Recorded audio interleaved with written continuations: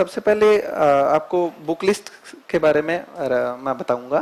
जैसे हिस्ट्री के लिए मैंने 3 एनसीईआरटी पढ़ी थी, ओल्ड वाली। उसके अलावा जैसे मॉडर्न इंडिया का पोर्शन था, वो कुछ मतलब जो स्पेक्ट्रम से या कुछ इन सब चीजों से जो थोड़ा सा जिसमें फैक्चुअल डिमांड करते हैं, उनसे तैयारी की थी। और उसके बाद में प्रीलिम्स में आता है अपने ज्योग्राफी का पोर्शन, उसके लिए एनसीईआरटी की थी। साथ में कुछ यूट्यूब से लेक्चर, जैसे मृणाल के लेक्चर हैं, वो सब मैंने किए थे। फिर पॉलिटिकल साइंस में मैंने लक्ष्मीकांत पढ़ी थी। और उसके अलावा कुछ टॉपिक्स होते हैं, उनके लिए कुछ नोट्स जैसे करंट के हैं तो मैगजीन वगैरह हम पढ़ते हैं, वो सब चीज़ें कवर करते हैं। इकोनॉमिक्स के लिए मैंने यूट्यूब पे जो चैनल वगैरह है उनका सहारा लिया था। मृणाल की जो लेक्चर्स है ना, वो पढ़े थे। और साइंस टेक के लिए मैंने करंट का पोर्शन पढ़ा था। पीटी 365 देखी होगी सबने, वो पढ़ी थी साइंस टेक के लिए। बहुत अच्छी आती है, मतलब उसमें से आपको काफी क्वेश्चन मिलते हैं, और अगर नहीं मिलते तो इनडायरेक्टली आपको हेल्प करते हैं वो। तो पीटी का सिलेबस है। अब आपको करना क्या है, अब पहले तो मैं क्वेश्चन लगा के ये बात बोल देता हूं कि मेरी बातें हैं वो फाइनली आपको इंप्लीमेंट नहीं करनी है। आपके टेम्परामेंट के हिसाब से आप कितना कवर कर पाते हैं उसके हिसाब से इंप्लीमेंट करनी है, फाइनल नहीं है ये, ठीक है। क्योंकि मेरी स्ट्रेटजी है, वो जरूरी नहीं है आप पे भी सही बैठे, ठीक है। तो आपको क्या करना है कि 2 सब्जेक्ट लेके चलने हैं दिन में, जो मैं करता था।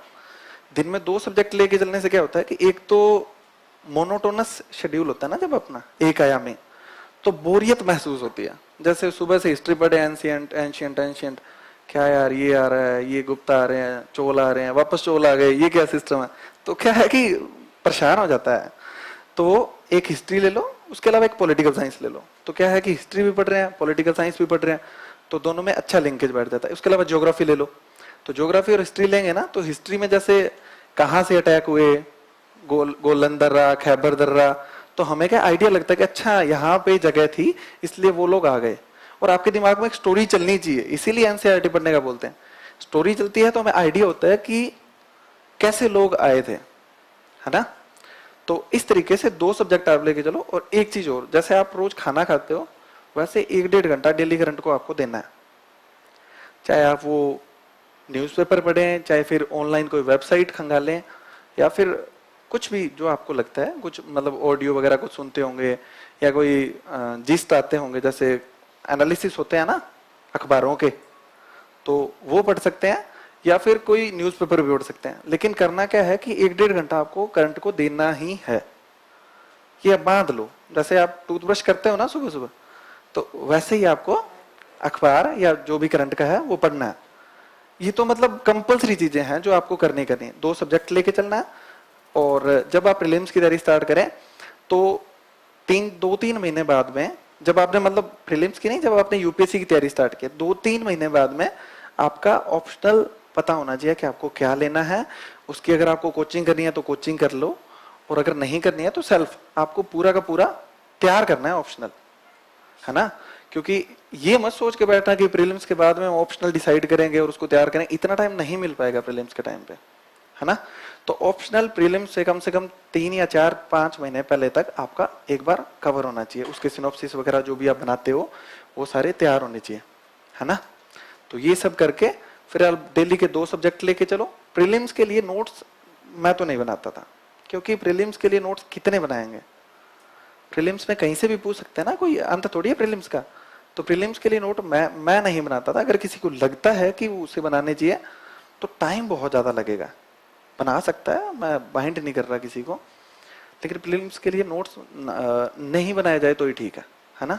और जो भी मटेरियल पढ़ रहे हैं आप, एक तो अपनी आदत होती है कि हम लोग बुक्स पे बड़ा बिलीव करते हैं, बहुत सारी किताबें उठा के ले आएंगे, और लाइब्रेरी में या जो भी रूम में बैठते हैं ना, वहां पे इतनी इतनी बुक्स जब सजी होगी तभी हमें सुकून मिलता है कि हाँ यार अब ठीक है, अब पढ़ाई यूपीएससी वाले लग रहे हैं। तो ये बहुत ही गलत चीज है।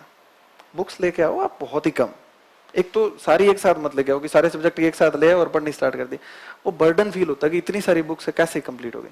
आपने ज्योग्राफी स्टार्ट किया, ज्योग्राफी की बुक्स लेके आओ या नोट्स लेके आओ आपकी कोचिंग के यहाँ, तो उनको कंप्लीट करो पहले, और एक रीडिंग मारते ही दोबारा दूसरी रीडिंग मारो।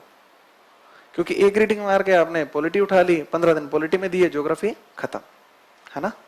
आंसर लिखने की जरूरी नहीं है, आप क्वेश्चन लिख लोगे ना, तो जब दूसरी रीडिंग या तीसरी रीडिंग करोगे ना, तो उन क्वेश्चन के बिहाफ से आप उस बुक को पढ़ रहे होगे, और आकर आपने 40 क्वेश्चन एक बुक में से बना लिए, तो मुझे नहीं लगता कि मतलब आपकी वो बुक लगभग 60-70% तैयार हो जाएगी।